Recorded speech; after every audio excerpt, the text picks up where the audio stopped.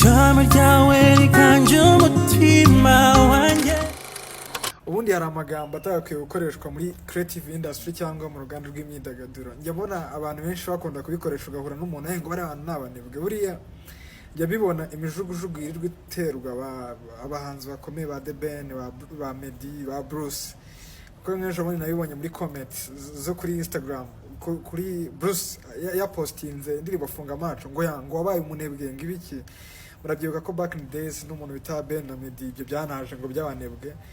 Buriya yaba mwari muzi imbaraga bisaba umuhanzi wari wese kugira ngo recording igihangano, ntabwo bavuga ko umuhanzi ari umunebwe. Kandi buriya umuntu yakoze masterpiece cyangwa igihangano cya hatari, nta mpamvu nyine yo kumushyira kuri pressure ngo ashyireho ikindi, kuko buriya bitewe na pace umuntu akoreraho hari uwo bishobora gutwara umwaka, kandi uko bigutwara igihe kinini akenshi ni nako igihangano kiba ari cyiza.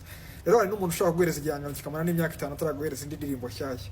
Ibyo bintu byo kuvanga umuntu ni umunebwe ngo kubera ko adashyira hanze album za buri munsi cyangwa ama EP ya buri munsi cyangwa indirimbo za buri munsi, ni imyumvire iciriritse. Umuntu wese ubikora yigaye kabisa, ntabwo ari ibintu bigomba kuranga uruganda rw'imyidagaduro, especially abahanzi bakomeye, kubera ko biraba discouraging aho kugira ngo bibe encouraging.